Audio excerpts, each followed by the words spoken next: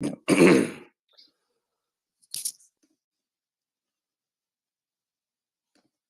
right, Tim, mate, I'm ready for whenever you can take it away if you want. All right, boys, we're just going to do 3 seconds of dead air.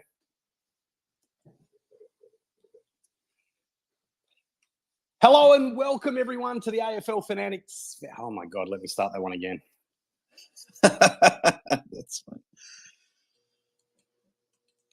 Hello and welcome, everyone, to the AFL Fantasy Fanatics Round Review. We are recording live on Monday, the 10th of April, after 5 glorious days of Easter weekend football. I am your host and AFL Fantasy Fanatic, Tim Guest. Probably a big couple of talking points from the 5 days of footy. We're going to talk probably about some pre-mode offenders that underperformed, and that ruck line continues to cause some havoc. But before we get into that, let me introduce my host, one of the hardest working men in AFL fantasy content creation, legend of a bloke. Bales, mate, how are you? How was your round? How did you score? Where are you ranked now?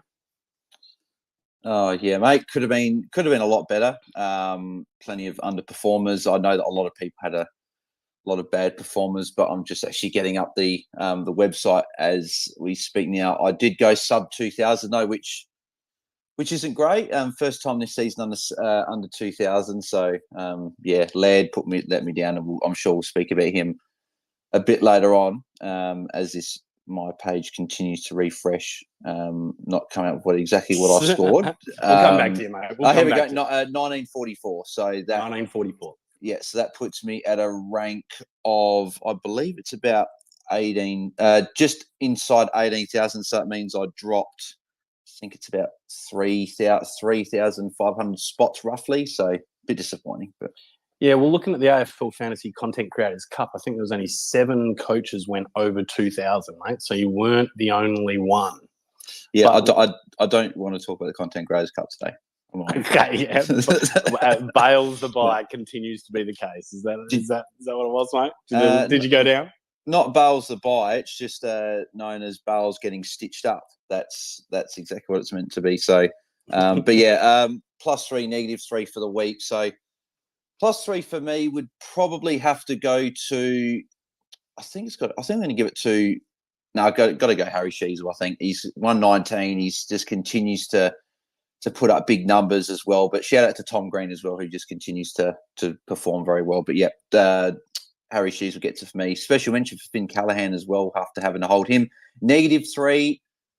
There was worse scorers than him, but it's got to go to Rory Laird for me. I went to the game, got tagged by James A for the first half, and he got 28 touches, but just never really got going with his normal game. Had a big third quarter, but sort of didn't really save him. So, yeah, in the bit of a doghouse for me, mate. But, yeah, that's how my week went.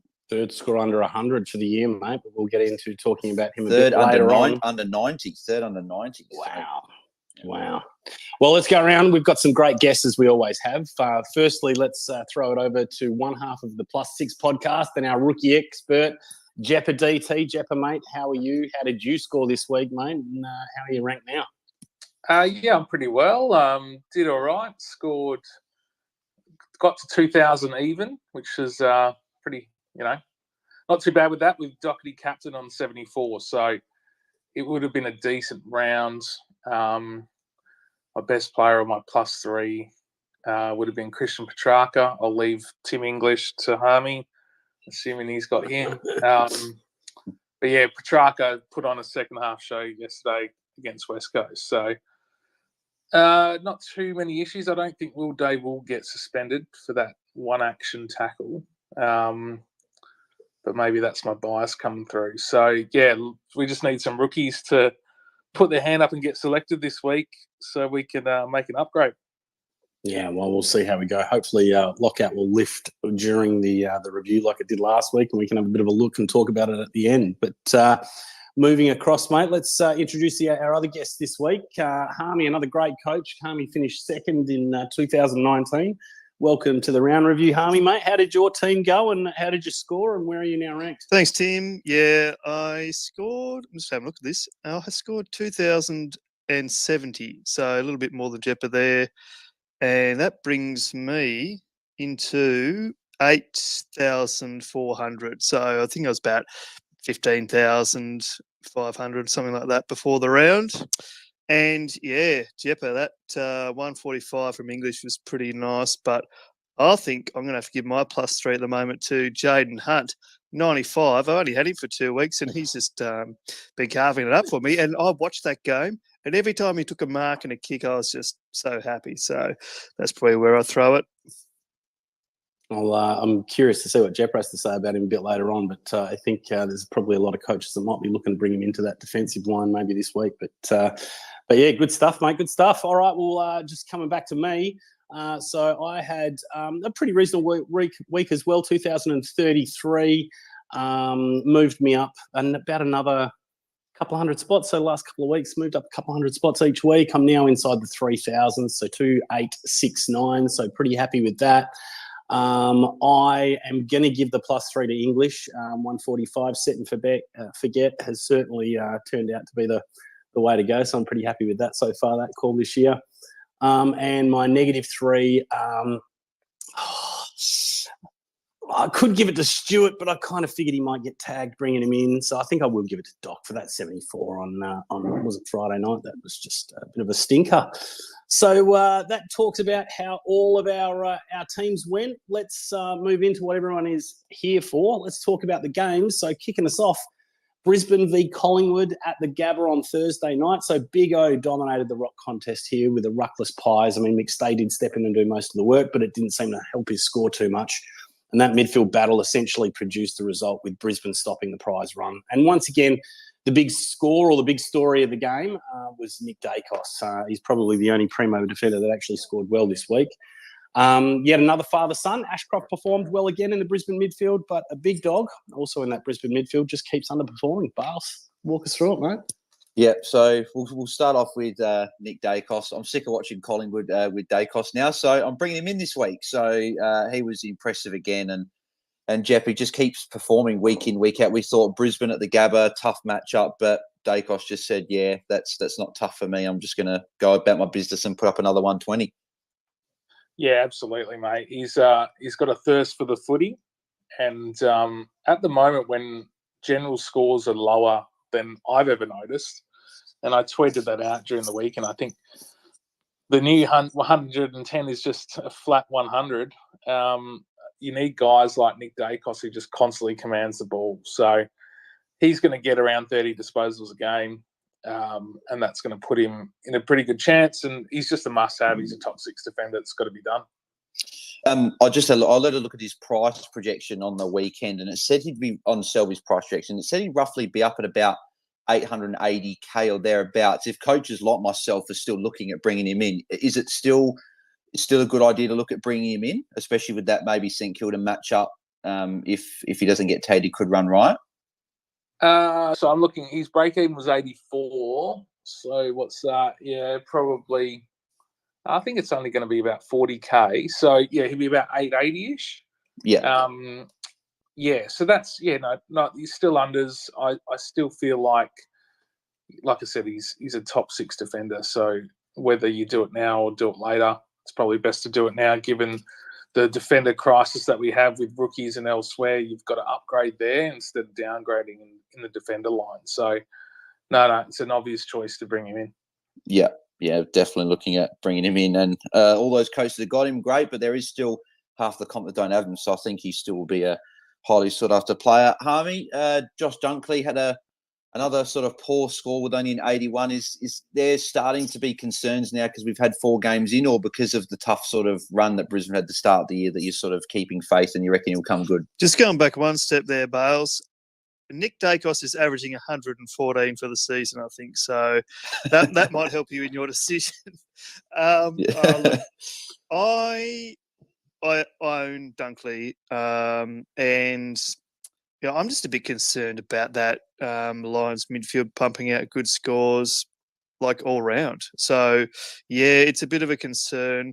Is he a trade out target though? I'm going to say no. But I'm pretty stubborn with this sort of thing. Like, I sort of tend to try and keep my premiums as long as I can, as long as they're not injured. So at this stage, I'm just sort of going to hold him and see what happens in that space. Yeah, and I'm hoping that with these good matchups coming up, he can actually put up some good scores. So Timmy, your mate, Conor McKenna, traded him out. Of course, he's going to go and put an 81 on your head. So he played pretty well on Thursday night. Yeah, he did. I mean, look, what are you going to do? I mean, I went from Conor McKenna to Tom Stewart. I mean, it's 10 points maybe lost, but at the same time, I knew it was a possibility that he would get tagged with McGuinness, depending on how that the teams went. And I was just looking. I just think it was a good long-term buy, so I'm still happy with that trade in.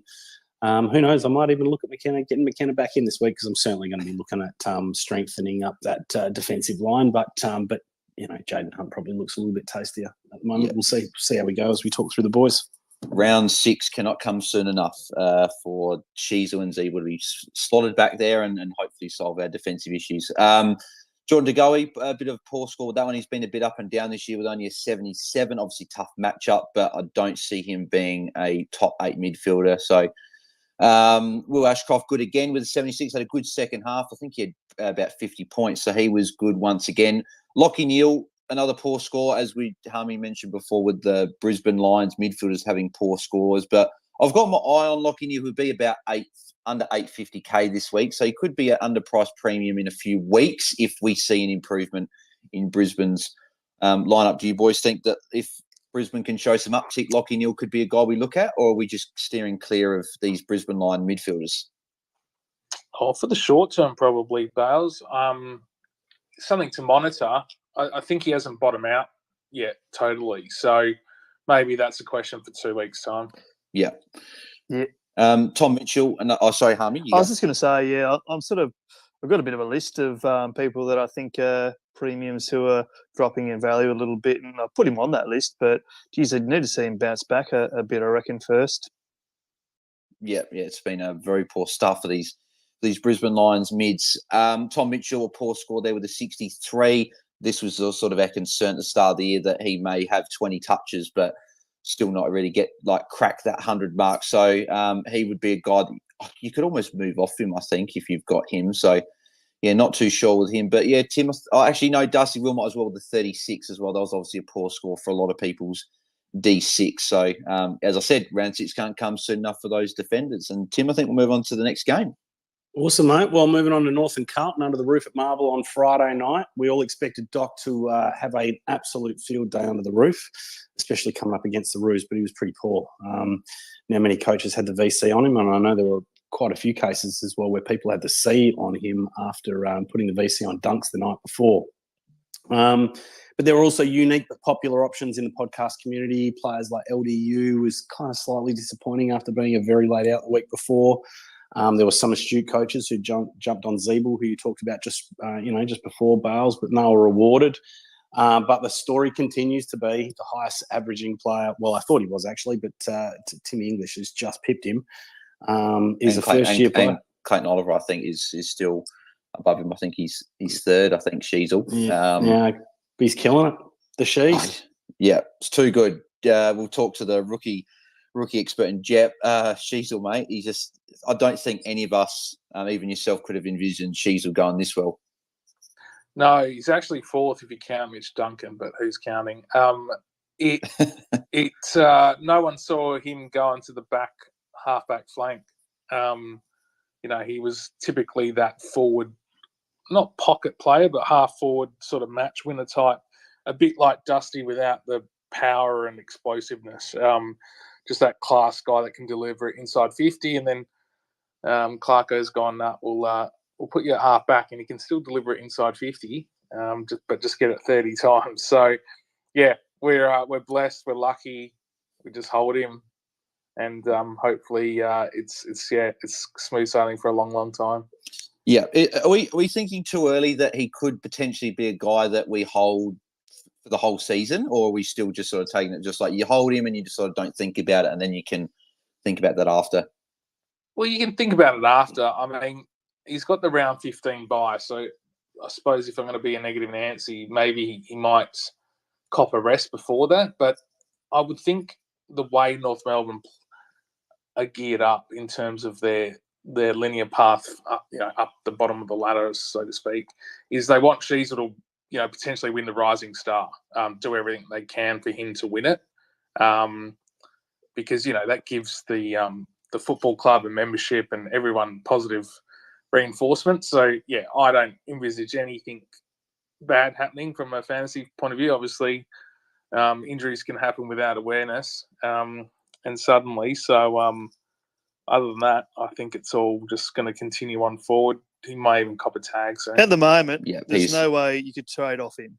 So he's not doing anything wrong. Something would have to change for you to have to trade him out through that buy period, I reckon. Yeah, 100%. He's just looking so good. It's incredible. And then his sort of partner in crime back there, and Jack Harmey, he just keeps putting up these numbers. And I think he's a guy that could be in the mixes for that top 6 defender spot with all these defenders putting up poor scores. Do you have Zeeb in your team? I don't have him. And, yeah, I agree, Bales. I mean, I look at some of the trends that are starting to happen with the teams, and I mentioned the Brisbane Lions midfield there before, but North Melbourne, like that defence, I can't see him moving out of there. And I think the scores, he's going to be between 80 and 105 throughout the course of the season. So I haven't been able to get him in. I've had a few other sort of issues and injuries and that sort of thing, but he's been a great sort of pickup if you started with him, and a great trade-in option for those that jumped on, and I know quite a lot have, so well done. Yeah, and do you have a worry do you just think that Hull's just going to stay out of that side and they're just going to run with Sheeswin and Zeeb on the side? I see him coming back in at the moment, but if he does, he's not going to take Zeebel's spot. It'll be somebody else's, I reckon. Yeah, it could be maybe they throw a Sheasel forward or something like that. That could be something that they do. Cripple was a little bit down. He still had his 29 touches, but a lot of handballs. 23 of his 29 disposals were handballs with a 92. So for me, I just don't know if he's quite going to be an option for a supreme midfielder. I was actually quite impressed with LDU on the weekend, Tim, considering that he got tagged by Kerno with 30 touches. As an LDU owner yourself, what did you see from this game? Look, I didn't really see much of this game, so I can't really comment too much on the game. I mean, disappointing from a fantasy score point of view. I mean, particularly after being a laid out last week, coming back and just, hitting a 91, which is, I think that's probably under what he's priced at, or, or around about that anyway. I'm just hoping for a little bit more, especially in a week where, there were some low scores from our primos. Yeah. But it's what we expect with LDU. He's going to get that tag every now and then. So yeah, that's right. Yeah, and it was impressive as a non-owner to watch him still rack up 30 disposals and get to a 90, considering he did cop attention. So I'm actually looking at him as a potential target over the next sort of fortnight or so, if I can try and bring him in. Darcy Tucker, Jep, 79. Is he of interest at under 450k if maybe we see another week or two of solid scores? No, not for me. At this stage of the game, I'm looking for true upgrades now. I'm sort of banking, unless someone really puts their hand up in terms of mid-pricer. I think we can put Darcy to the side for the time being. He was tough. He played okay. He's still finding his way in the team too. So there might be a few more teething problems. Yeah. Obviously, Sam Docherty, as we mentioned before, very quiet with only 19 disposals. He played a fair bit in the midfield, I think, in the second half. So, Harmy, what sort of happened with Doc, do you reckon, in this game? It just sort of just low score, and you thought maybe against North Melbourne he would have put up a good score? Yeah, that's right. And I VC'd Doc, and then I captained Taranto in the end. But I did watch this game, and they just had a number of other people in the back line that seemed to be chipping it around, and he got caught on the bench at one point. That stuff through the midfield was to try to get him involved. I think it might have been like the third quarter, one of the quarters anyway. He started in the midfield. I think it was because they were just trying to get him a bit of a touch. Look, I don't think it's anything to panic about at the moment, but there were just a couple of other defenders on the night that seemed to get a bit of the footy, and he didn't. He dropped a few marks too. Like he could have been 100 as well. Should say that. Yeah, and I expect him to bounce back against the Crows on Thursday night. And that should be a cracker of a game as well. Will Phillips with a 66. He was solid enough. If anyone had him, either looping him on the field or potentially just had him on your field. Holland's 54 as well. I think we'll take that for our rookies, some of our rookies besides your Sheasels and guys like that at this time. So 54, not too bad. Tom Powell was quiet, so hopefully people jumped off of him as well. And then Lockie Cowan was also a bit quiet with a 42. So, Tim, next game. Awesome. Adelaide versus Freo at the Adelaide Oval. So newly appointed captain Jordan Dawson went into the midfield for the first three quarters and steered his team to a glorious victory over the Freo Dockers. Always love Freo Dockers lose. I'm going to get hate from all the Freo fans, I'm sure. I was concerned about his numbers from moving into the midfield because I did watch him really closely last year. So I still think there's a little bit of a small flag then, but obviously he kind of proved me wrong. But let's see if he holds it up. Big 126, I think it was. Laird, your mate, got tagged to his third score, like you said, under 90. I think the other one that's notable to mention, probably Young, was disappointing again, but the Freo midfielders were generally pretty solid. Yeah, so I'll talk about Laird quickly. Watching him very closely, he just, at the moment, he just doesn't have that. I know that the game is sort of, we said this, it was flat at the start, the contested game at the start of the year. Obviously, it's not that. It's a bit more of an open game. So Laird's tackles could have been a little bit down, but he doesn't look like he's even interested at times to lay tackles. He looks like he's trying to wait for the little cheap handball, like to pop out from underneath the contest to get like the quick clearance away. So I'm hoping that's going to change and he can actually go in there and get some tackles. But his tackle numbers have actually been down for the whole year, I think. I think he had that, obviously, the one score of 142 where he had, I believe it was 8 tackles. I'm just getting the stats up here. Yeah, 8 tackles. But in his other 3 games, 2, 4, and 4. So that's, for me, a bit of a concern that he's not laying tackles. I'm not trading him out, and I wouldn't advise anyone to trade him out because I think he will come good. But it's just frustrating watching him at the start of the year. So, yeah. What's the sort of a CBA rotation does Laird normally get?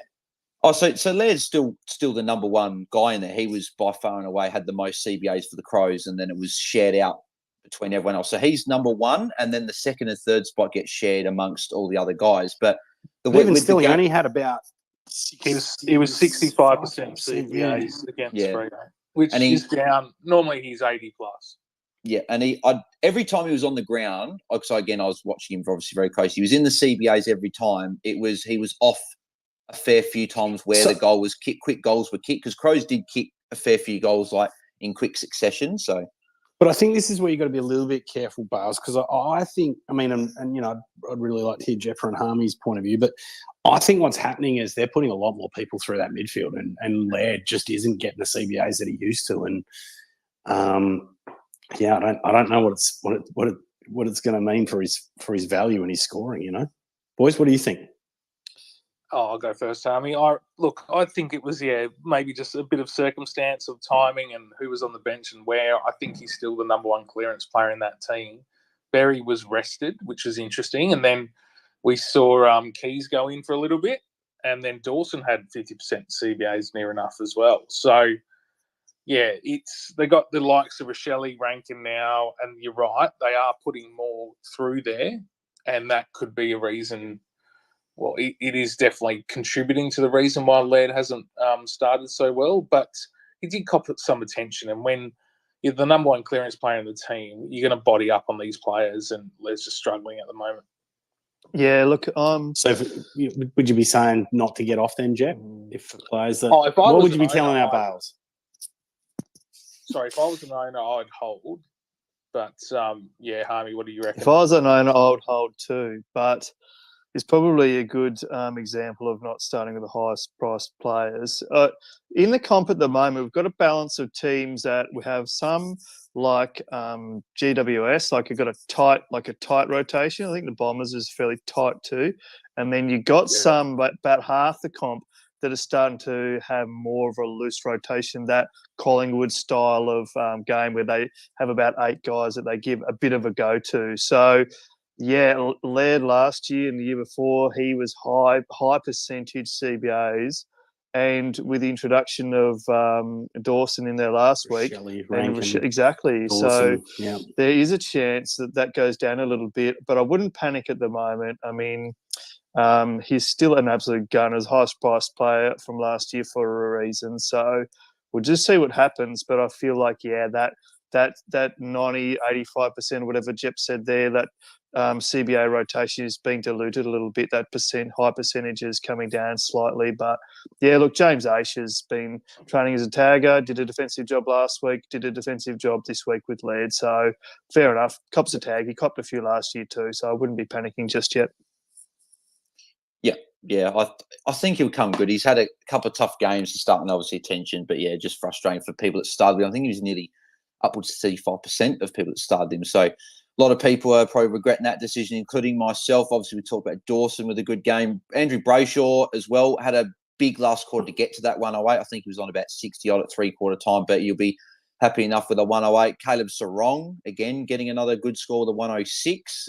He was good once again. And I think it's just a quiet third quarter and a real quiet second half to get to that 106. But, yeah, you're definitely taking 106. Sean Darcy, again, continues to be that solid ruck again. So 92 had majority of the CBAs for free on the weekend. So he was very good. Josh Rochelle, Jep, he's been a great pick for coaches that jumped on him. He's gone up 126K before this week and another 86. I think we've missed the boat on him, but just a couple of quick words on him and how he's performed so far. Yeah, he's an impact player, isn't he? So I would never rank him in terms of a top 6 forward, but definitely a mid-pricer that's bumped you up and got you in a position of cash generation and points. So well done to those coaches. I probably never would have done it, even with the splattering of CBAs, if knowing that going into round one. But yeah, it's not for non-owners right now, I don't think. Yeah, I think the boat's gone, but he's looking very good. I think I heard as well on TV, number 1 rated mid forward in the competition, which is second year. If it wasn't for Dacos, I think more people would be talking about Rochelle as that sort of number 1 guy from that draft. But he's performing very, very well. Harmey, Hayden Young's been pretty underwhelming since really he copped that big hit against North Melbourne. I think it was in the first quarter of that game. And he very quiet and lucky to get to a 78 again. Is he a guy that you'd be happy to move off of? It's an interesting one you bring up there, Bales. So like this year, I've copped a few injuries, but I've only made one real error that I can see, and that was bringing Hayden Young into my team.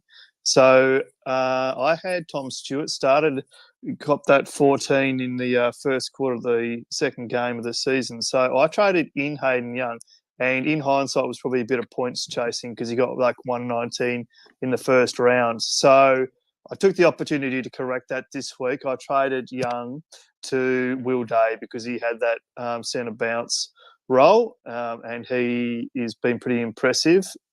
But so, yeah, I've traded off him because of that, because I had the opportunity to have a correctional trade. But, man, Young has been lucky to get to that sort of 80 mark in the last 2 weeks. He sort of finished off quite well to get there. He's sort of down the pecking order in that defence, and I don't think he's a season-long keeper. Yeah, I agree. I think if he's your biggest issue, I think you can move off of him and get to a better defender. So, Tim, moving on to the twilight game from the Saturday. Awesome. Richmond versus the Dogs at the MCG. So, Bailey Smith and Jack McRae owners probably need therapy by now, but there was some relief for Bont owners like myself who finally racked up a ton. Timmy T did Timmy T things, but only from the start of the second quarter after managing only 5 points in the first term. But the big story was the big fella. The set-and-forget coaches probably rubbing their hands together, watching ruckman after ruckman going down. And we've now heard as well that Nank will now undergo surgery for syndesmosis on his left ankle and will be out for an extended period of time. So thanks to AFL Ratings, Pete, your mate there, Jeppa. But Bales, why don't you take us through the scores? Yeah, I'll probably just quickly start on that that news of Nank being out. So does that mean that Samson Ryan will be number 1 ruck, or I don't know how far Soldo is away, but has anyone got any thoughts on that? Is maybe Samson Ryan an option to bring in as a cheaper guy, maybe with that number 1 ruck spot? Look, I'm looking at all rookie options, and I wouldn't rule out a thing at the moment. So, yeah, let's see how the week plays out. I think if another rook like Faye comes in from GWS, I think we'll look at that. It's a bit harder because he's got DPP, and then he's not susceptible to red vest like Samson Ryan is. And we saw him score 15 last week, which just kills your cash gen. So quick answer is no, but if we got no options, then we may be forced to jump on. Yeah, definitely one to keep an eye on. But we'll start with Tim, your mate, Tim English, 145. Give us your thoughts on how happy you are with the big fella. 110 plus in all 4 games. Well, I was actually a little bit disappointed because I initially had the C on him, but then looking at the weather in Melbourne, I was a bit put off by how wet it was, and I thought geez, I'd probably pivot back to Timmy T, and then, oh my God, watching that first quarter with Timmy English, I don't know how many points he scored, but he was just killing it. I think he kicked a goal. He was taking marks. It was just racking up. And then Timmy T had 5 points. So I was just, you know what it's like as a coach. You're just sitting there kicking yourself, right? But what an absolute star. I mean, he looks like the best ruckman in the competition, to be perfectly honest. If you ask me, it's taken a while for him to develop, but he's, I mean, let's hope he stays on the park for the rest of the year, but he's killing it at the moment. Yeah, he's just filling the stats lines up at the moment. 6 marks, 9 tackles, couple of goals, 23 hit-outs, 20 touches. So 20 touches for a ruckman, Yeah, in the wet as well. Yeah. So been fantastic. So Libba has been another one that's been very good. That's 3 scores out of his first 4 games. Have been over 100. So he's been good for any coach that did jump on him. As you mentioned, Timmy Taranto, 109 points after quarter time. So he ended up doing very, very well, especially that second half. Bonapelli as well, again, another one you mentioned, Tim, 108, finally cracked the ton. But there is a trend so far this year. His third quarter, he only had 9 points again. I'm not worried. I'm just flagging that he does seem to have one quarter in the first 4 games where he sort of takes it off and goes sub 15, and that maybe brings it down. So he's probably more that 105 to 110 instead of that maybe 110 plus sort of coaches were hoping for him to be at the start of the year. Daniel Rioli, Harmy's been a bit of a pod pick for some coaches out there. Is he a guy that's maybe on your radar? Not to trade in at the moment, but well done to those that did. I mean, he's been looking excellent. And, 100, I think got like early 90s last week. So can't complain about that. He's been great coming off that back line. Don't know if it changes a little bit when Short comes in, but I guess we'll see. Yeah. And then Jack McRae and Bailey Smith as well were quite quiet. So I think that have we missed the boat of trading them out, Jep, or do you still think that we can move on these guys? Because obviously we're starting to enter upgrade season. Well, I would hold them for the forward status now. I mean, Jack McRae is probably more unlikely, but I think Bailey Smith's a good shout for forward status in round 6, which, basically it's one more round to put up within the midfield, and then you could get a little jump there.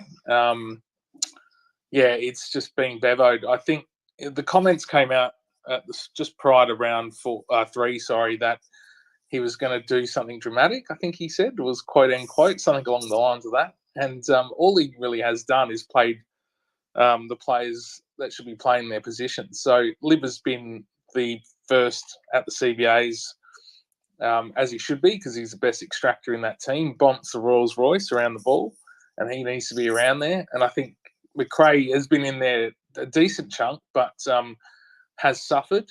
And it was a wet game too. So McRae probably didn't get as many marks on the outside, and same with Bailey Smith as well. So I'm looking at the stats.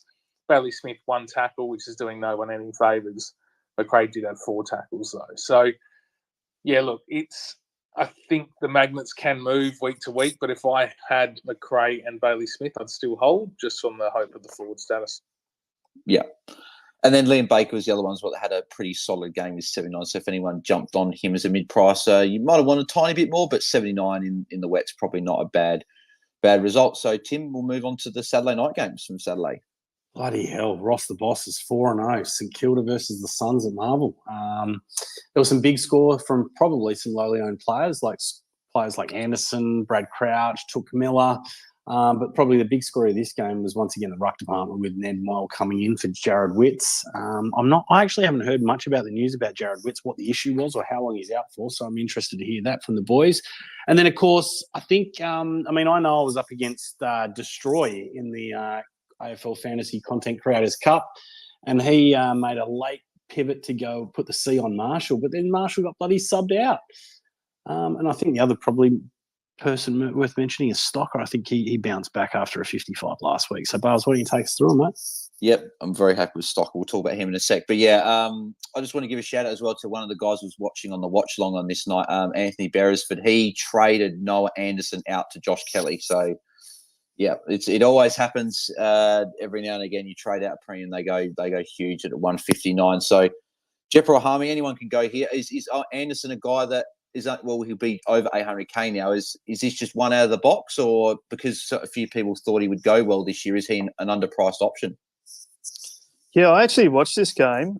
Surprisingly, chose to watch the Saints v Suns, which is interesting. But the Suns, nothing really changed. Like the Suns still have that tight rotation. It's Anderson and Rail and Miller and a little bit of Swallow. So I couldn't really pick what had changed this week for Anderson to have popped so much. I mean, but he killed it. He had 10 tackles, I suppose. That kind of does help, but that's a massive difference. And, yeah, it's a shame for the guy that traded him out there. I can see why he would have wanted to jump off. Yeah, look, he just had a night out. Not really sure what you can put it down to. But so did, It was kind of a fairly fantasy-friendly game too. There's quite a few players there that have scored over 100.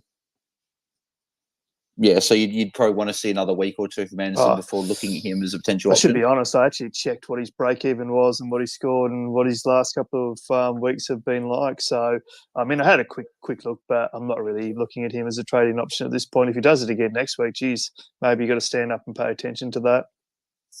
Yeah. Brad Crouch had a huge game. He was on 23 points or 24 points at halftime, I believe, and ended up on a 125. So anyone that jumped on him, geez, a tale of two halves. First half, you're probably thinking, crap, why did I look at bringing this guy in? But then second half, you're thinking, this is exactly what I wanted to see. Why couldn't you do it for a full game? So he was fantastic. Toot Miller, Jep, is he a guy is becoming to be a factor for you? He's gone down a little bit of money, 120 this week, and he's got a few good games on the horizon coming up. Yeah, he started the season against some hard matchups, so I opted not to start with him. And yeah, but coming against Freo, North, Richmond, Melbourne, West Coast over the next 5. So starting to get my attention now. He's had a break even 133, so he comes down price even more, probably be around the 9-10 mark as a guess. So yeah, looking good. Definitely on my radar for one of my mids, but I think, like many, mate, defence is where my problem sort of sits at the moment. And there are some cheaper primos available there. Yeah. Obviously, we spoke about Ryan Marshall. That I can understand from a football sense why they subbed out Marshall, being that all their players at the Saints are going to keep going down with injury, but obviously sucks for those coaches that had him as their captain and switched there late. Sinclair had a good game as well in a good matchup with a 103. Liam Stocker, as an owner myself, that I sort of brought him in last week for a poor score. He performed better and got an 88, so I may hold him for one more week and then look to move off in the week after when I can maybe go him to a midfielder or a forward when I can switch Zeeble and Sheasel back there. So he was impressive. Stato be happy with McPherson's 84, happy enough. So 99% game time as well. So he just doesn't come off, does he? So he was very good. And Ned Moyle as well came in for Witts. And I'm not sure if does anyone know of an update for Witts if he's out more than this week or? Well, he did say soreness. So he was a late withdrawal to soreness. He's an old man, and I'm sore all the time, so it could be longer, but I doubt it. Yeah, we'll have to see. But I think if Ned Moyle, if Witts is ruled out for a few weeks, I think Moyle's going to be one of the most traded players this week as that downgrade option. And then Philippou with a 66, so he kickstarts a little bit more of his cash generation, which will be good. So hopefully he can make some more dollars. And then Humphrey was quite as well with 47, so probably not an option for us to look at as a bit of a more expensive rookie. So Tim, the other Saturday night game. Yeah, so Sydney versus Port at the SCG. I mean, firstly, just Sydney games are always just bizarre to watch, like the camera angle, the small ground, but then it was also just really weird. I think what a weird game. I mean, seeing both the McCartan brothers going down with concussion, and then that early crow after the siren and a game-saving spoil. But if we look fantasy-wise, Mills is Mr. Fix-It, went back and was once again disappointing for those that brought him in as a top 8 midfielder. I think that happened, obviously, with the McCartan brothers going down. Rosie was tagged. I mean, we thought that obviously was a possibility in the pre-season. Goulden just kind of did enough without really kind of impressing. And then I thought, another one to pay attention to is bloody Lloyd. He's just been kind of getting it done back there in that Sydney back line. And then, of course, lastly is probably the Hornbag. For those that still haven't been able to get off him, it's probably going to be on the chopping block again this week, I would say. Who tagged Rosie? Yeah. Who tagged Rosie? He said Row bottom. Row bottom, did he? Yeah, okay. Yeah. Well, you bloody outscored Rosie. That's a bit poor. That's the byproduct of having such a good player. He's going to get tagged time to time. It was just a shit game for fantasy scoring in general. I thought it was really bizarre. I know SCG doesn't normally draw the highest of scores, but it just looked terrible. Only 3 tons. Yeah, and I like the look of, in a time of sort of rookies. I don't trust Dylan Williams. No, Dylan Williams. But who's the coach from Port? Spencer Black. Ken Hinkley. I don't trust Hinkley. But he did use the ball pretty good. He did make a few mistakes, but he was pretty honest. So one to watch there. They're just where Burn Jones comes back in straight away, because when he came on, he gave him a spark, but he did play half forward when he came on. So one to watch there. Yeah, definitely one that if he can hold his spot and maybe got a few more games under him, he could be a potential option there. But I was pretty happy with Gordon with 95 against a pretty restricted Port Adelaide. So 95 him, he got about 40% of CBAs, and we all said if he can get 40 or more percent CBAs, we'd be pretty happy with him. So 95, as you mentioned, Tim Lloyd's been doing his thing with a 98. So he could be a guy that we keep an eye on. Probably not the highest priority in defence at the moment, but just a guy that could be solid there. Butters played a bit better, got an 83, but it's probably still not enough of what you'd want. And then, Callum Mills just poor again with only a 75. So, would we move off of Callum Mills just because he's really just shooting down in price and he's just thrown around everywhere? Is he a premium that we'd be happy to move off of? Oh, look, I think, in the game, like you said, they lost both tall defenders. They had Fox and Rampy playing tall, and they just needed that extra interceptor really to help out. So I wouldn't worry too much. I know his highest score of the season has been 109, and then 87, 95, and 75s now. So it's not ideal. You could definitely. I think Mills is going to be up against it now to start being, pushing those top 10 midfielders in terms of scores. But, he will get there in some games. There's no doubt he will come out with a 125 plus during the season at some point and put a few of those together. But, this short time, is there someone of more value that you can jump on? It just depends on circumstance and who it is. Were everybody that we've spoken about today holding, saying, I've got to hold these guys, they've got, they're in the CBAs and they're proven scorers. Well, I think that Mills hasn't really got the role is probably one thing you could look to trade off him because of. Adelaide, he's still in the CBAs. McRae's still in the CBAs. But Mills, his role is unpredictable under Longmire. So, you possibly could trade off. Yep, so I'm just having a look at Mills' ownership at the moment here. So, only 3%, but those 3%, could look at moving off him. And then a guy that we took in that the mock draft, Tim, Ollie Wines, so only 48 points. So very, very quiet there. So moving on to the Sunday games, only 2 of them. That's right. So firstly, Essendon versus GWS at Marvel. So once again, another fairly bizarre game under the roof. So conditions were great, but the game was pretty poor, although it was pretty high scoring from a fantasy point of view. Whitfield looked pretty dangerous, is likely to get DPP in a couple of rounds' time, but most of the Giants mid scored pretty well, except for Cogs, who he did well for most of the game, but just had a really poor last quarter, so I'm not really sure what happened with him.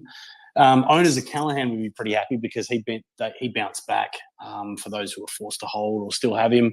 And then, these mid prices, we'll talk about Day when we get to Hawthorn, but Setterfield, keeps getting it done, even though he had a slightly quieter game. McGrath owners have probably lost their patience there. Have you got him, Bales? McGrath? Yep. McGrath, see you later. Yeah, he's gone. Yeah. And lastly, just a couple of bench rookies that are probably relevant, but I would say they're bench rookies for most people. So, wouldn't hurt people on field, I would have thought. Yeah.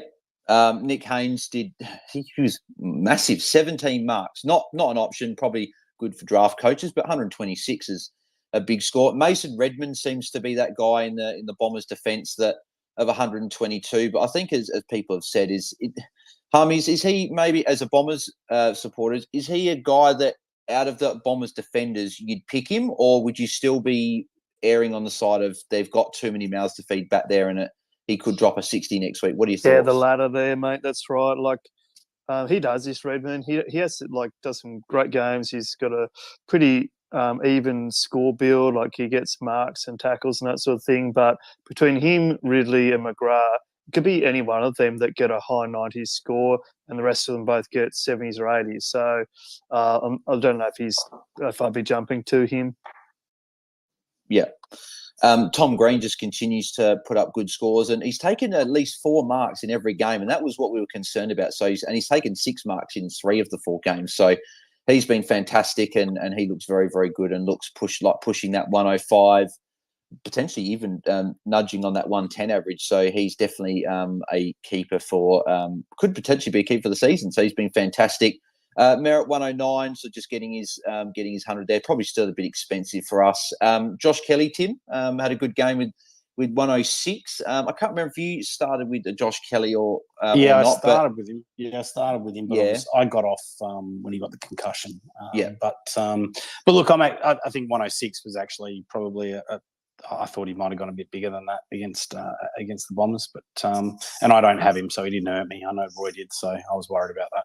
Yeah, I wanted him this week, but Constable being out, or Constable not coming back in, sorry, was sort of didn't, and Wilmot scoring poor. I couldn't quite get Kelly. So, but yeah, I'd love to get him in, but like Jeppa said, I think the issues we got are down back, and once again, I'll be looking to. I know Stato. We'll talk about the league in a moment, but Stato, he's killing it, and one of his strategies we talked about on Friday in that pre-lockout chat was he wanted to make sure he had a better player in that D6 to get up on the competition, and it certainly worked for him this week. Yeah. And it seems like a very good strategy at the moment because we've got plenty of defenders putting up some dud scores.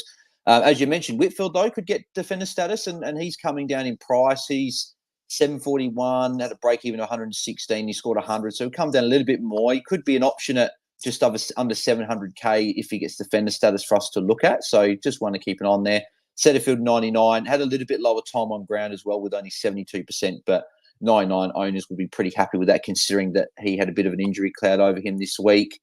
Parrish 96 with 30 disposals, so I'm not sure at the moment. I think Bombers are playing a little bit quicker, and I don't know if Parrish is going to be hitting those 110 numbers. Would you agree, Harmey? Yeah, Parrish, look, he's probably a little bit more than that, but they've got a good rotation with Setterfield and Parrish and Merritt and Shield at the moment, which is nice to see. Just a couple of things to touch on that you've mentioned there. Lockie Whitfield got 100, but bear in mind the Bombers kicked 22 points and he takes the majority of the kick-ins. And Jeppa, I was just going to ask a question from this game because I saw a bit of it. And Alan Davey Jr., he looked really sore. Like in that last quarter, I think he just went off. And I'm thinking at this point in time, he may be out for a little, miss a couple of games and be our downgrade target at the moment. Yeah, agreed, buddy. A lot of rooks look sore, especially from the Sunday games. He's one. And what I'm more worried about is him copping the green vest this round and then stifling his cash gen. So if that's the case, I think he's one of the first to go for sure. I know a few have mentioned Ollie Hollands, but he's one to keep, I would think, and persist with because he's one of the fittest young blokes in the group that we've got within our teams, or most of us does anyway. So, yeah, Davey Jr., one of the first to go. Yeah.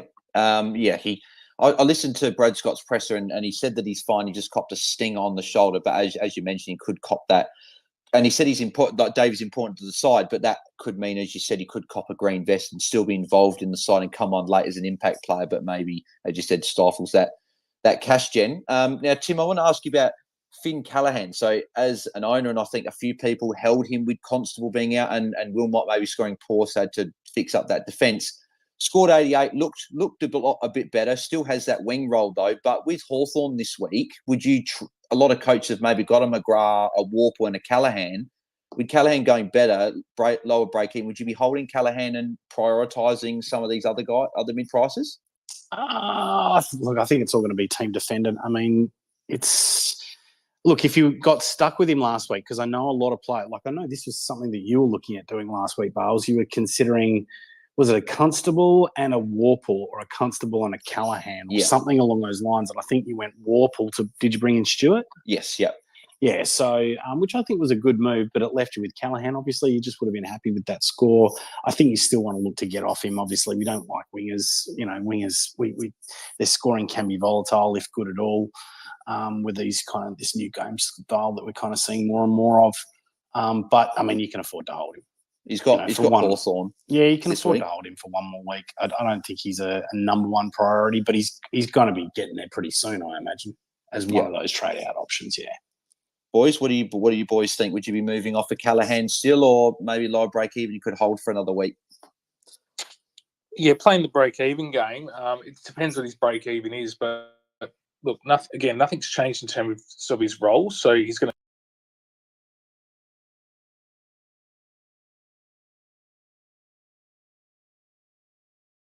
See him put up that 88, but anyway, I still think it's the right decision long term. So yeah, I've traded him out.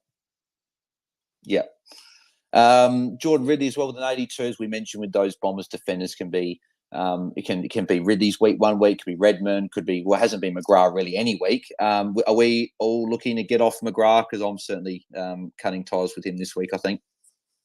I traded McGrath this week to Will Day. It was a bit late on the Will Day train, unfortunately, dealing with other crap within my team. But I've still got Dan back there, so it still gets worse. So, yeah, short answer is yes.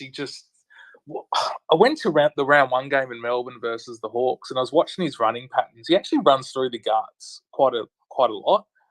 And if your team isn't inclined to take it on through the middle, then he's not going to get the footy. So, yeah, I jump off him. Yeah. Canelio as well, bit of a poor score there with 79, but he's still got that role. So just a poor one. But anyone see what happened to him in the last quarter? Like, because he was going well for 3 quarters and then just died in the last. I think he played forward. I'm pretty sure. I think he moved forward in the last quarter. I don't know if I was watching that correctly, but yeah.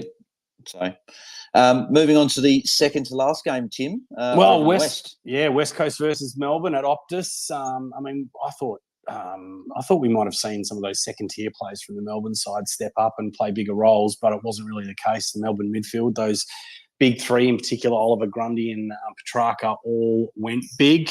We also saw the return of Yo, but he was eased in and really managed. And Harmey, along with all those other coaches that jumped on Jaden Hunt, would be pretty happy with his stocks rising this week. Rookies were quieter, with Ginners having a role, and there was a top 6 defender that was even worse. Yeah. But starting at the top, Tim Kelly was huge. I think Lauren sent us a question, I think it was yesterday, and said, is Tim Kelly a trap? And I think I can pretty much say actually, Tim and Jeppa can probably answer this one. I'd probably say yes, because he can just put up a 60 next week. Is he a trap for coaches looking at him? This might be controversial, but I just think he's a lazy footballer. I wouldn't go that far, but I just think he's not going to be a top 8 fantasy player for all the averages, all the ups and downs that you're going to cop.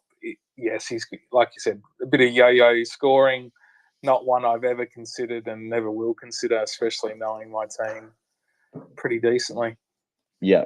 Clayton Oliver, again, just continues to dominate everyone. 129. Those coaches that started with him and have jumped on him, they're reaping the rewards of some huge scores, and outscoring Laird pretty much 40, 50 points each week is very handy, and especially as a captain. So I think he's still too expensive to jump on now, but he's just been fantastic. And Petrarca, Can I just jump in there? Sorry, Bales, mate. Just with Oliver, I talked about thirst for the footy with Dacos before, and I was at the game, had a pretty good view of it from away from the TV screen, and he is another one that just constantly commands the football. He gave, I think it was Fritsch or someone, an absolute pasting, not kicking it to him in one scenario in forward 50, and he just wants the ball. I think he's destined for big things. I think he'd be leading the Brownlow at this point, even playing with Petrarca. So, yeah, he is one that I think we all need eventually. Yeah, well, your boy Petrarca did well as well, Jep, 124. yeah, real happy with his second half. I think he had 30-something in the first half, so he might have copped a bit of a spray, and he was just phenomenal. It was actually great to watch the whole team. I brought in Pickett this week as my other trade for Bruin, which I held on to probably for an extra week than I had to. And then I started also Chandler and Van Ruin just on the proviso that it was going to be a bit of a pantsing. But Chandler, I still think he's playing his role. He came into the game slowly in the second half. Van Ruin's chopping out the ruck, and I do like that. But having Tom McDonald next to him this week was not ideal for him and took a bit of the spice away from his potential scoring. So going forward, I think Van Ruin's a bench cover only. Yeah. Brody Grundy, for those coaches jumping on him and even put the centre, he'd be pretty happy with a 119. He was very, very good. Now, Jaden Hunt, Harmey, you brought him in. He cost me my matchup against Sanch in the Content Creators Cup. If he gets a 50, then I beat Sanch. But you'd be very, very happy as a guy that jumped on Jaden Hunt. Oh, absolutely, yeah. Look, with Jaden Hunt, it's just like one of those coincidental things, like a sliding doors things, because Constable going out and West Coast playing on a Sunday, it just meant that I had to pick up Hunt, and I'm pretty happy with the way that went. But I actually, like on trades, I'm the same as Jeppa. I brought in Cozzy Pickett too this round, so he was actually my upgrade from Finn Callaghan, which cost me 1 point. So yeah, but Jaden Hunt, he gets a lot of free marks. Like, he runs the space pretty well, and they seem to be looking for him. So I was happy with that. Well, I can tell you, he's one of the only ones that runs hard in our whole football team. So that's why he's getting on the end of it, because they're holding the ball waiting for an option, and because he's running the hardest, they kick it to him because no one else is running. So again, he was the other one I watched pretty closely, and I applaud owners for jumping on, because I was pretty or a bit of a skeptic at the start. But yeah, going forward, I think it's the right move, especially with he's another mid-price I would go on to. Is it too late to jump on him? He's got Geelong and Port Adelaide in his next two. Is he too late, or can you still jump on him? I still think you can jump on him. In a time where rooks aren't around, the cash gen is super important. So he's still going to earn a bit of cash. And his price point's good too. This is the thing, like a guy priced in early 400,000s, it's not too late. Yeah. Well, he'll be closer to 500, I would say, this week. But even still, I think it's well priced. Yeah. Cozzy Pickett he could have had a huge score, but 87. So anyone that jumped on him is pretty good. I don't know if we may have missed the boat. He'll be near 600k, I think, this week. Scrolling down here, Gus Brayshaw again was quiet and just got to his 66. I think when Salem comes back, I think he'll be better. But I think it's going to be for owners of him. It's going to be a bit of short-term pain, I think. And Cade Chandler was good as well. Was very quiet in the first half, but got a bit more open and didn't get burnt as much in the second half, and actually got some points. So 64 coaches that brought him on, Phil, would be very happy. And McVie 58, Ginby 48, and Van Ruin 48. So a few lower rookie scores there. So there you go. And Tim, we'll move on to the final game, Easter Monday. All right, the game today, Geelong v Hawks at the MCG, and this will be the last MCG home game for Geelong, so watch for those games at GMHBA. So an often injured Cat went big on return. Will Day just looks at home in that role. Highest scoring player for the Hawks today. And like we talked about, Setterfield, just one of those kind of smash picks for this year. Coaches that jumped on Stewart, like me, would have been pretty disappointed, and we got the tag that we expected, but I think it's still a good long-term trade. And another primo defender stunk it up was Sick Dog.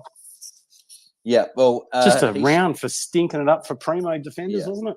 Yeah, well, he stunk it up, but who would have thought Jeremy Cameron was the forward premium that we should have picked this year? He's been very good to start the year. Key forwards, I think, as we said, we don't think we can trust them.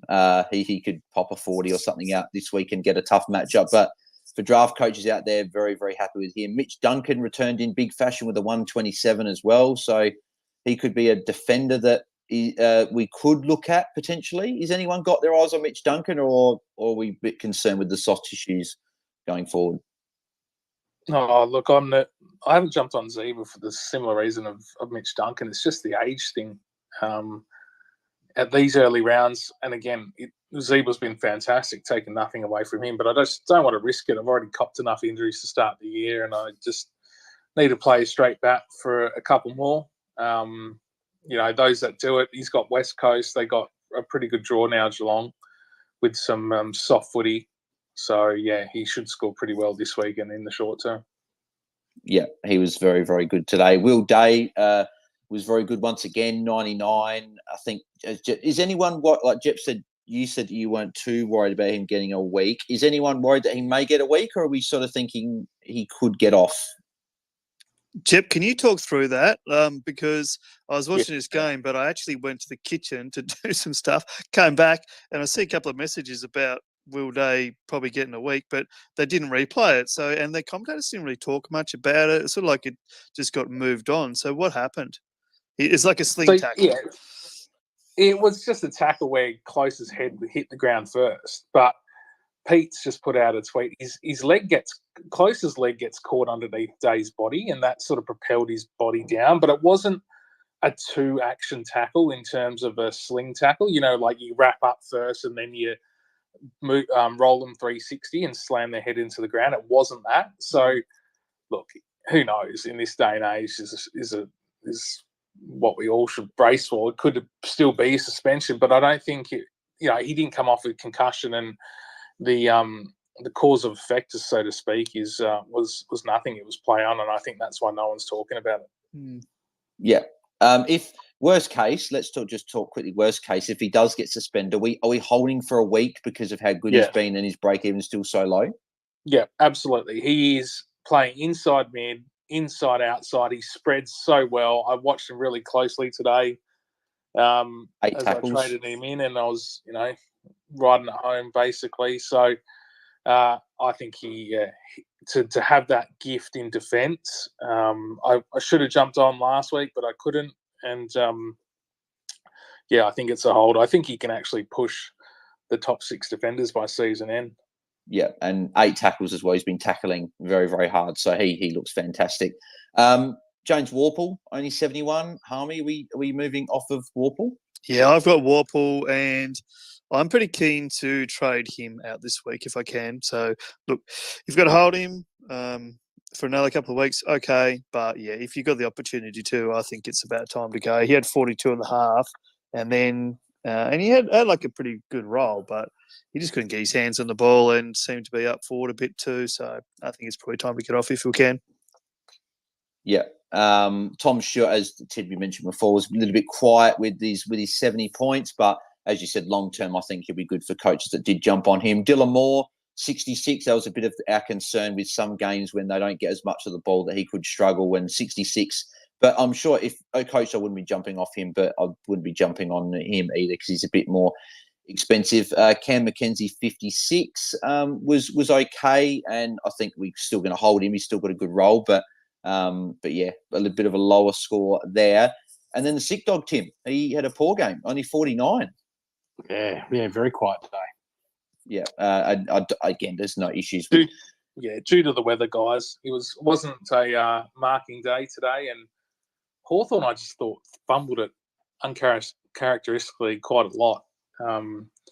They probably panicked under pressure, the bigger bodies. I mean, Connor McDonald and who's a younger half forward at the moment, and Cam McKenzie, they just probably influenced by the bigger bodies of Geelong, and more watching the body, not the ball, so much. So, yeah, not a good day for footy and fantasy with marks and the like. So, yeah. Hey, I don't think it's panic. Just one other thing, like Sicily, he kind of probably had to man up a bit in the end. He was pretty free in the first quarter or so, but he had to man up. And just one other thing I wanted to mention was that Finn McGuinness tag, he didn't actually tag Stewart. It looked like he was running with Stengel. So Stewart didn't really have, he didn't have McGuinness, that's for sure. And he didn't have much of a matchup. So his score was pretty low. I'm not sure if that's something we should be concerned about, but that wasn't his tag. I didn't watch the whole game, but one of the things that I did notice, particularly when you got the big pan out kind of shots, one of the things that I noticed, though, there was always like a Geelong forward that was going towards Tom Stewart. They were never leaving him free to get those kind of chips around the back. But like I said, I didn't watch the whole game. That would have been in probably the second and third quarter. Mm-hmm. Yeah, look, again, it comes down to being wet weather footy. Probably not a day for the marking defenders, and like you said, he'll come good long term. Yeah. Perfect. Well, that's all the games, Tim. Awesome. So, look, I'm just going to do a quick update on the AFL Fantasy Content Creators Cup, proudly brought to you by Infinite Wealth, helping you reach your financial goals faster, where winning coaches will get $5,000 donated to their favourite charity. Like I've been saying, I've been working on something for the past couple of weeks. I've got a website that should be ready to launch in the next week. What we're actually going to do is there's an online program, our Fast Track to Freedom, that the cheapest we've ever sold it is about $200, but that's something I'm going to make available to AFL fantasy coaches when it's available. So stay tuned for that. But just a quick update on the top movements there. So DC Caterpillars previously was our leading coach, well, certainly from an overall point of view, and I'm really only kind of looking at that from at this point of the season. He was previously ranked 555, but DC had a pretty stinker of a week, and he only scored 1852, and he's dropped out to just inside the top 7,000. Stato is our man, though. He has moved up again with a big score, the biggest score in the league this week, 2085. He's moved up from what was around about 800 or 700, something like that, to 469. So he's having a great year so far. And then myself, I've actually moved up into third, I think it'll be. So I had another good week, couple of 100-point or ranking climb to inside the top 3,000. And then Miller Time from Break Even Pod is just outside the top 3,000. So when lockout lifts, we'll give you a bigger update on that. But apart from that, boys, look, I'm not going to go through any questions today. We've done our hour, so we're just going to kind of leave it there. But I want to thank, obviously, our coaches for, as always, coming on and joining us. We've got, Jep, mate, thanks for joining us. And where can everyone find you, mate? Anything you're up to in the coming weeks? No problem for jumping on. Thanks for having me. At Jeppa DT, I really focus on Twitter and nothing else. And it'll just be a standard weekly pod with the Plus Six podcast, and probably early trades. I give away my secrets because I don't, I'm ranked 27,000 odd, so it's probably good to give my thoughts away early, given there's not much consequence at the minute. But I'm actually going to look at Lockie Whitfield early. He's really cheap. I think he's low 700s or mid 700s, but around the 730 odd. Mark, so I might look at him early, depending on how the Will Day thing goes and other bits and shit. So it'll be a standard week, really. Awesome, mate. Well, thanks for joining us as always. And Harmey, mate, what are your plans? Any trade plans, or who's on the chopping block? Who are you looking at, mate? And then when can people find you? Yeah, thanks for having me on, Tim. I'm not too sure yet. I'm actually a little bit tempted by Samson Ryan if they got no Soldo and Nankervis. And then be able to do an upgrade on the other side, so potentially a James Warple up to a Tom Stewart type sort of player. So, that's where I'm at with that. But people can find me, Jon Harmey, on Twitter, and sometimes on the PODPOD with Stato and Louis Holmesy and our ringleader, Dospula Steer. We love the work you boys do across the pod. And Bales, mate, thanks for joining me as always, mate. What are your trade plans, mate? What are you looking at for this week, and where can people find you? Before we go through trade plans, PodPod's great, just when they don't mention Bales the buy. So So you find me at Bales DT as always. But in terms of trade plans, again, I think McGrath's got to go, so he'll be gone. I'll be doing a shuffle down, so it could be a Callaghan down or a Alan Davey down, getting a Moyle if he's number one, or Samson Ryan, and going McGrath finally up to Nick Dacos. I just need to get Dacos in my life. So apologies, coaches. He's probably going to go and get a 60 for us this week. So, that's what I'm looking at doing. And for all the questions people have as well, I'll be answering those on the YouTube live stream. So I'll be answering the Twitter questions. So if you want them to hear what I say, if you really care about my advice, join me over there. So beautiful. Tim, what are you looking at doing this week with your moves, mate? Mate, look, it won't be anything too special for me. I'll be starting to cull some rookies, so I'll be starting to look at cashing up. And look, I think I'll be able to get to around about $500,000 or $600,000, and I'll be looking to spend that on a D6, because at the moment I've got like a Wilmot or a Cowan on in that position there. So that's what I'll be looking to do. The first of my kind of upgrades. I won't be able to get to a primo, but I'll be looking to get to the best one that I can there. But apart from that, people can find me at Tim Guest AU. on Twitter for fantasy stuff, for money stuff, everywhere else. Apart from that, guys, thanks for joining us. I hope you had a great week, and we'll look forward. Well, actually, stay tuned. We've got our pre-lockout chat on Fridays, about an hour and 20 before the game. So tune into that. But we will see you all. Actually, hang on. We got. Remember, the gather round's got the early. Early game. So probably the Twitter's supposed to be a little bit earlier than normal, I think. We'll stay tuned for when that is. Yeah. But, people know we always do our pre-lockout chat. But apart from that, guys, have a great week, and we'll see you next week. Awesome. Thanks, Perfect. boys. Thanks, boys. No worries. No dramas. Yeah, all good. Have a good week, everyone. All right. Thanks, fellas. Let's catch up. Perfect. Have a good week, guys. Bye. What's going on, everyone? Appreciate everyone tuning in on YouTube as well. So I'll go through your questions now. So I haven't been able to get for some reason, my webcam won't pop up on my thing. So I'm going to have to use my FaceTime camera, but hopefully you're getting me through the mic now. So let's go through some of these comments and questions, and I'll get to them. So Moonboy, 2107 this week, a lot of spots, mate. That's a huge week. That'll put you up maybe top couple of hundred this week. So good work, mate. I know that you brought Dacos in, so you'll be very happy with him. Brendan Mackay, back down to earth, 1937 this week, lost 3,500 spots. Laird, Doc, Dunkley, Rosie, all a disgrace. Yep, I've got all four of those. And I dropped, I think, roughly about the same in terms of spots. I would have been, I think I was about 14,000, and I'm now out to 17,973. So a bit disappointing when I was hoping to have a good week. And literally, if McGrath is Dacos and I have a better captain, I probably have a good week. But unfortunately, that's the case. And yeah, as you mentioned, plenty of poor performers. Brendan Mackay, negative. Is it Mackay or Mackay? I hope it's probably Mackay, actually. So yeah, Brendan Mackay, McGrath, -3. Yeah, 100%. He was not very good. I just gave it to Laird because I've had enough. I hope he can actually do something this week. So we'll see. You had Stewart as well, brought him in. Yeah, I know. He was a bit quiet, but long term, I think he'll be good. He'll have big weeks, and there'll be people that haven't jumped on him, and he goes big. Could be this week against West Coast, could go 120, and then all of a sudden it looks a lot better. So Karen says, what is going on with some of these premium players? Shocking source. I know, like Laird, 3 of the first 4 weeks been poor, under 90. Dunkley has had 1 good score all year out of the first 4 weeks, over 100. That's been poor. Doherty's had 2 decent, pretty good scores, and then 2 bad scores. Brayshaw's been good, but probably not in terms of the value that you paid up for him. So there's been plenty of guys that have been poor. So it's been disappointing for a lot of players. Brendan Mackay, probably the worst day of my life ever. Really?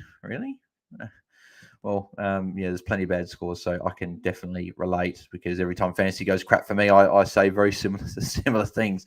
So James Ralph, Doherty was unfortunately disappointing as well. Yeah, I know, very disappointing.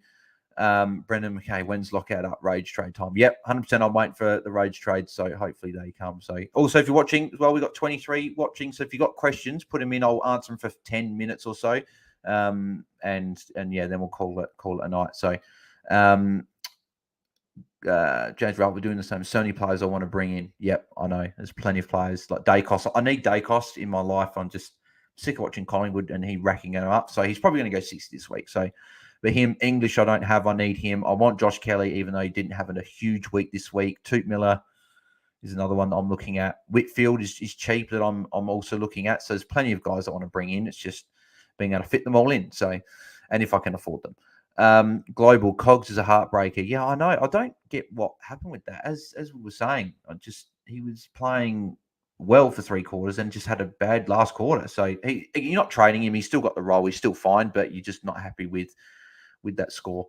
Porter Dennis, Darcy Taylor at Roson has a great role. Yeah, he looked good. So I'm not ruling him out as an option. Probably not this week. I'd want to see another week or 2 from him. But he's just someone I'm keeping a bit of an eye on because he did look good on the weekend. I noticed him a lot. So Brendan Mackay, is Rivers going to stay in the middle? I'm assuming Trent Rivers from Melbourne. Probably not. I don't know for how many CBAs he... Actually, let me have a look. How many CBAs did he have? I don't think he had very many. But he had a good score. I think he had 100. So probably not an option for me. Probably just it could change at any point. So what did he have? You only had 3 CBAs, so yeah, no, not for me. And especially when Salem comes back, he'll take more of the ball in defensive 50. Brayshaw may move midfield, so yeah, I wouldn't look at him as an option. Moonboy, best rookie option this week. Did anyone score well? So Ned Moyle got 74. So if we hear something about Jared Witts being out for a few weeks, that could be something you jump onto. Samson Ryan is an option with the news that Nank is going to be out medium term. He's scored poor last 2 weeks, but he will probably be the number one ruck for a few weeks, so he could actually score well and could be a loop option in your forward line. So just someone to keep an eye on. So he would be one. Just thinking, maybe Elijah Hewitt from West Coast. I don't think he scored particularly well on the weekend, but it's slim pickings. If you didn't jump on a Van Ruin last week, you're really going to jump on him this week after a poorer score. I'm just having a look at Hewitt here. So Elijah Hewitt only scored 17, yeah, so not an option, just not an option there. But yeah, there's not really a lot of options. So that's why for me, Samson Ryan or Ned Moyle are probably the two I'll be looking at just because of that role. Like I'm looking through, Dylan Williams could be, but 49, he looked good, but is he going to stay in the team for Port? Arthur Jones only scored another 35. Wet conditions. So if you want to go down to someone that's probably going to play, Arthur Jones is probably your pick. Because he will play, but is he going to generate enough cash? I don't think so. Yeah, there's slim pings. We're probably relying on a Josh Fahey to get named. That's probably what we're wanting to do. But Samson Ryan for me is probably the guy that I'll be picking up this week, unless I hear something about Jared Witts. What have we got here? Brendan McKay, you taught me into lead. Bales just saying, mate, you I'm so disappointed. Like I was very unhappy at that game. Watching Laird, it sort of Crows won and they looked great, and I should be sitting there going, I'm happy my team's playing well after a few years of being down, but I was still in a bit of a sour mood, just because of how poor Laird was going, and because I'm such a fantasy guy, fantasy's almost everything when I'm watching a game of footy. So yeah, it was disappointing to see that I didn't captain as well. Brendan, I don't know if you had him captain, but I was disappointed having him captain.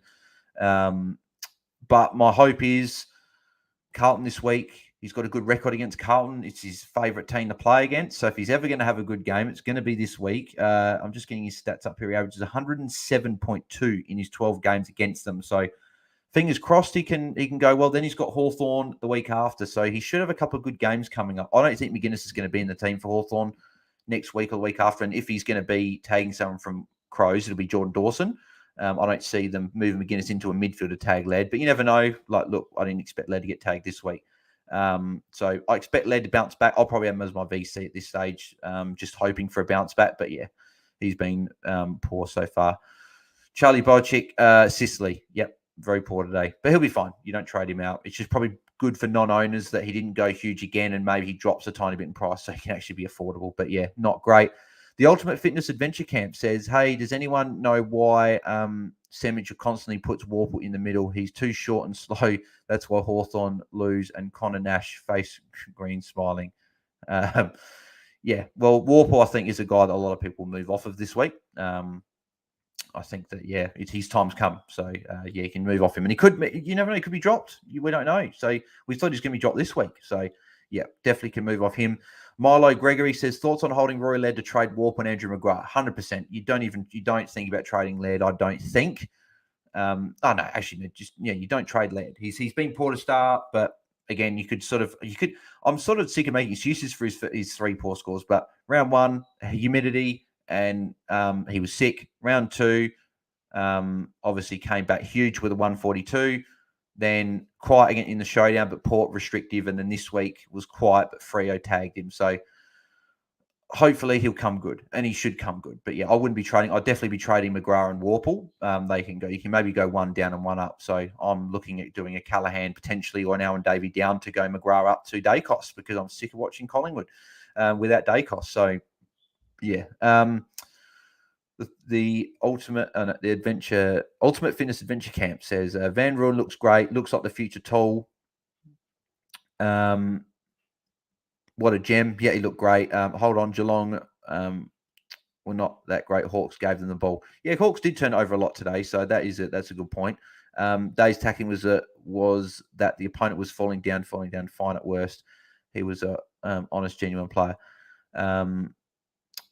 Hopefully he'll be fine. I'm fingers crossed he doesn't get suspended because I have to play. I will hold him. I think he's a hold, but yeah, we're going to probably have to play rookie on field. So Mike Purdy, my defense, 74, 49, 65, 48, 66, 42. And yep, that's Doherty, Sicily, McGrath, Jinby, and 66. Who went 66? I don't know who the 66 was, but yeah. Maybe I know Nick McVie got 58, I think. So yeah, a lot of poor scores there. Hang on, yeah, 60. I don't know 60 was, but yeah, and 42 as well. Yeah, that was Cowan. So yeah, I know a lot of people struggle with defense this week. I'm just thinking, did I have 100 in my? I don't know if I had 100 in my defense actually.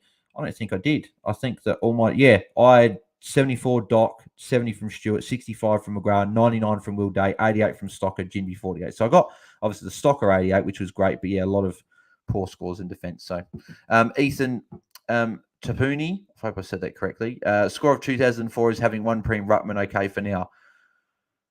I'd still try and, if you can grab English, if you've got the money, you get English. If not, you're probably next best to Sean Darcy if you don't have him, and if you've already got one of English or Darcy, Ron Marshall's obviously the other good one.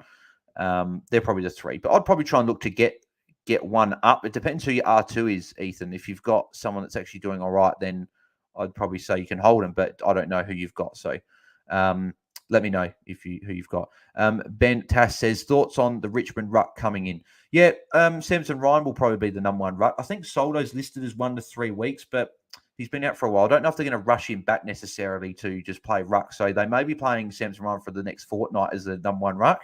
So that's why I'm looking potentially at jumping on him as a rookie that could make some good money. And he's got good flexibility. Ruck forward, could use Max Heath as a looper in the forward line and also the ruck. So I'm looking at that personally. Jack Canane says, thoughts on Caleb Sarong? Very good. Played very, very well. Watched him obviously in person on the weekend. He looked very, very good. He's never going to get, I know he got tagged by Ross on, but he's not going to get tagged over Andrew Brayshaw. So he'll be good. And yeah, I see him being a solid player. So I don't think it's too late. He'll be about 850. I think you can still jump on him, but it is getting to a point where he's not as much value as what he was a few weeks ago. But yeah, he's been fantastic. Luis Contreras, I hope I said that correctly as well. Apologies on butchering any names. Is it time to jump off Matt Rao? I think so. Yeah, he's shown good. He's played well in weeks, but he's still scored poorly. So I'd be moving off of him. I think he had a poor one on the weekend, like a 60 or something like that. So yeah, I'd be jumping off him, Lewis.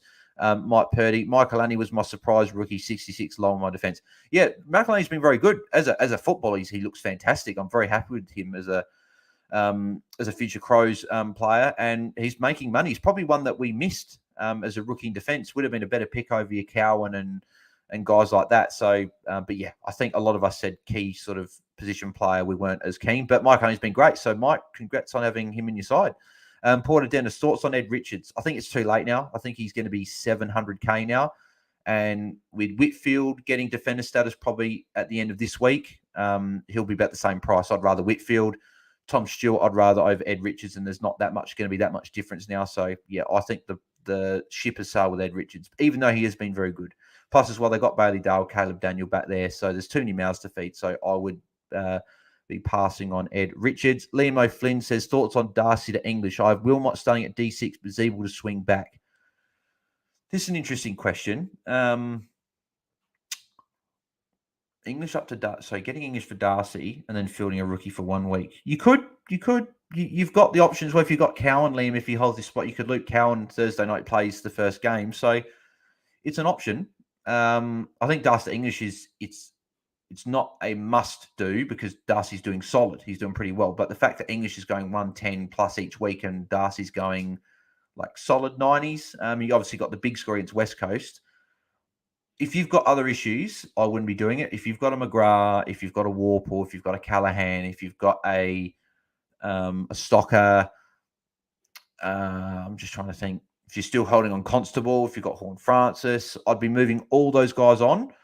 But if you've got no issues and your team's going really well, Liam, Darcy to English isn't a bad play because we know, but then again, English has got a little bit of injury history, but Darcy has got Obviously, injury history as well. Darcy's looked great. He's looked like he had a full preseason, looks fit, but it is just something to note as well. So it is something that you could do, but I think there's probably something else you could do. So I'd probably rather do that instead. So I'll go to the Twitter questions as well that were on the Twitter space. Appreciate everyone tuning in to that Twitter space. If you're watching here, we've got 34 watching now. If you've got questions, put them in the chat. I'll be for about another 5 minutes, so I'll be able to answer any last-minute questions before I head off. So going to the questions on Twitter, I've got to go mentions. That'll be a lot easier. I'll be able to see all the comments. So starting with question from Corey Blackledge on Twitter says, what do I do with Cowan and Wilmot D6 loop? How do I fix it?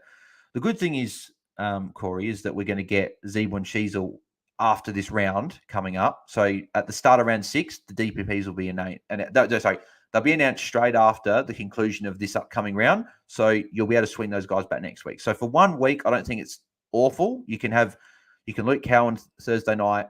You can play Wilmot for a week, get the best score out of those two, and then next week you'll have your defender, right?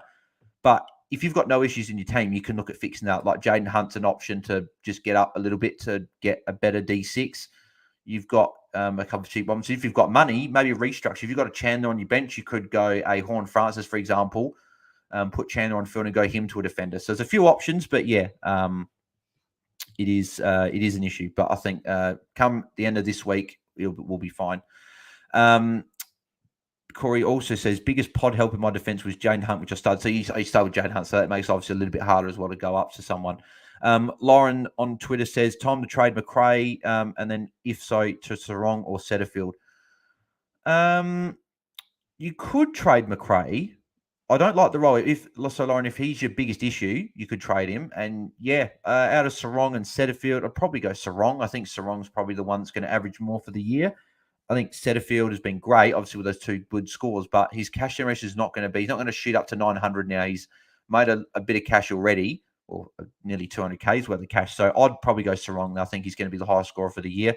I'd also say LDU is an option if you don't have him, Lauren, because LDU's looked good even for a 91. So yeah, he's an option. Jack says, English or Dacos are number 1 priority this week. Well, Jack, I wish I could say both because I need both. I think if you've got Darcy, I think it's Dacos. If you've got anyone other than Darcy, your R2, you could probably say it's English because English is just going so well. But English is very expensive. He's going to be over 950. Dacos is still under 900. I think he'd be priced at about 103, I think, from what I looked at. So he's still valued based on what he's doing. So I think it's Dacos if you've got Darcy or something like that. But yeah, it could be English. I think both are very, very good players. David Trotter says, is the priority moving on Wilmot to a Tom Stewart or Ollie Hollands to a Noah Anderson? In other words, fixing D6 around make the bigger priority. I would go hang on. Excuse me, sorry. I would go Wilmot to Tom Stewart if you're moving one of those on. Probably a week too early to move on Wilmot, but I think it's fine to move on a week early.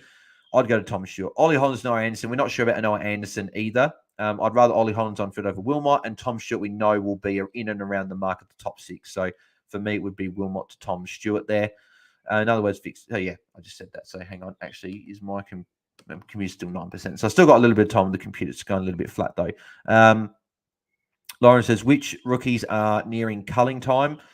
So I think your Wilmots are getting close. I think Cowan's getting close. Alan Davey Jr. could be close. I'm just going through because I have the thing is my team is doing well. I've got most of the rookies, but don't have some of the big premiums. Obviously, Jinby's still fine. Hollands, Mackenzie Ashcroft, I think, is still fine for a few more weeks. Chandler's still fine. Cheeser, we're not moving.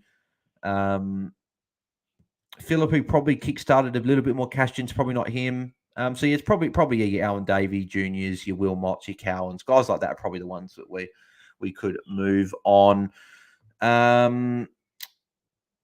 Just hang on, I've got to go back. I accidentally closed Twitter then. Liam O'Flynn is, oh no, yeah, that's the same question. So I appreciate Liam, you putting it in the live chat there as well. NSC 36 says, Personally, don't think we can cull rookies yet, as many haven't made much money for us in the back six. Yeah, no, it is a good point. I think it's still early to be culling rookies because they haven't made enough money. But if you can go Wilmot down, if he's not on your field, he's on your bench. If you can go him down to a Fay if he gets named, then you can go a McGrath up to someone or Warple up or something like that. I think that's a good play. So that's definitely something. Chicken Lentil Soup says, can I trade Cogs? I wouldn't trade Cogs. I just think he's still going to be top six forward. He's got the role. He just had a bad last quarter. So I'd be holding Cornelio there. Simon Stack says, hey, boys, can we double sideways failed defenders like Brayshaw and Young this week? Young, I think, yes. Brayshaw has been poor as well, but I'd almost be more inclined to hold him because he's had a history of scoring well and been a better defender. So I'd probably hold Brayshaw, but he's got more money on his head. So if you've got no issues, if you can move both on, you've got no issues, Simon, then that could be a play. But if you're choosing between two, be Young first, I think. Mitch Bushell says, is it too early to go Jinby up to Zeeble? I think so. I think Jinby's still got money to make. He's still got a good role. If he gets rested, however, that's something to flag. If he gets rested, then you could look at moving off of him if that gets you to someone better. So, yep, something to consider there. Jack says, with the new day news, this is on hold, but Jinby to Dacos or Laddams to English? I'd be doing Laddams to English there, Jack. I'd rather hold Jinby.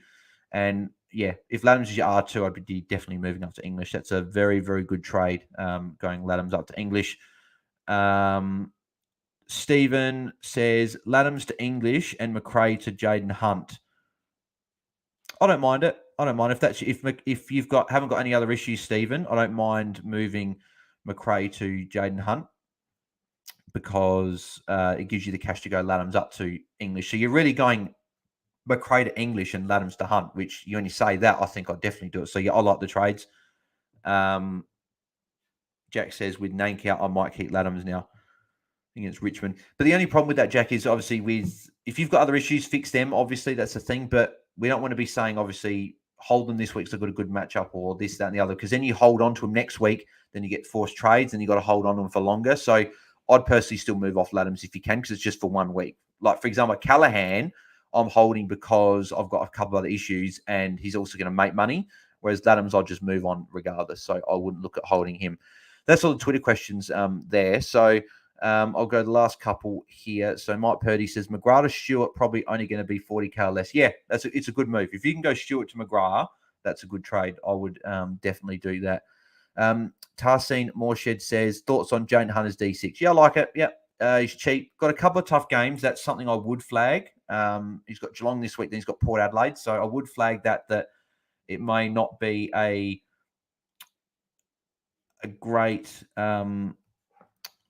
run, but he's still going to make cash, so he's not a bad option. Just having a look at here, so Pete uploaded saying looking at the Will Day tackle. So Will Day's leg. So Brad Coaster's leg gets caught under Will Day. So yeah, maybe Will Day doesn't get suspended. It's something that I hope he doesn't. But even if he does, I'll be holding anyway. So, but yeah, there we go. That's those questions there. So all of them done. So besides that, I think that's everything. So appreciate everyone tuning in on YouTube here. Obviously, of course, we had a fair few people on here as always. So appreciate it. We'll be back on Sunday night after the Collingwood St Kilda game, after the completion and gather round. Looking forward to it. I'll be at Adelaide Oval Thursday night, Friday night, and Saturday. And then probably going to Norwood on Sunday to watch GWS and Hawthorn. So it's going to be a big weekend for me. Plenty of football, and good that uni's on holidays as well. So we had to go watch those. But if you want to like the video, if you enjoyed the content, make sure you do subscribe to the channel if you haven't already. We're 850, I believe, unless anyone has subscribed. If you haven't subscribed, I'll be able to shout you out quickly before we head off as well. If I get notifications, sometimes it doesn't come through as a notification. 853. So appreciate the 3 people that have jumped on and subscribed. Unfortunately, there's no notification. So apologies for those 3 people that have subscribed. It's just not coming up as a notification. So, but appreciate the support. If you want to subscribe, make sure you do. We're now under 150 to go before we hit 1,000. Ball Boys obviously hit it the other day, which was fantastic. So hopefully I'll be able to reach that there as well. UFC recap as well if you want to watch that. If you're in the UFC, I did that. So make sure you check that out as well. Turn notifications on so you miss when I go live or upload content in the future. Social media links in the description below. Make sure you go and follow Tim, obviously the other half of the AFL Fantasy Fanatics, at Tim Guest AU on Twitter. Follow Jeppa at Jeppa DT and the +6 podcast. Him and Pete, fantastic podcast. Make sure you listen to that. And then make sure you go and follow Harmey at Jon Harmey on Twitter, and the PODPOD, where he is on there more often than not. He's been on there a lot this year, which has been great. He's obviously a great coach and good to get the inside of him and Jeff as well tonight. So fantastic. So we'll catch you guys for another Twitter space in the week. I'll probably be back maybe an hour, maybe or so, with the daily news recap. I'll just do a quick 5-minute video of the daily news. So if you want to check that out, make sure you do. Share this around as well, and then also listen to the AFL Fantasy Fanatics podcast wherever you get your podcast. So appreciate you guys tuning in, and we'll catch you guys in the next one. So I'm out. Cheers.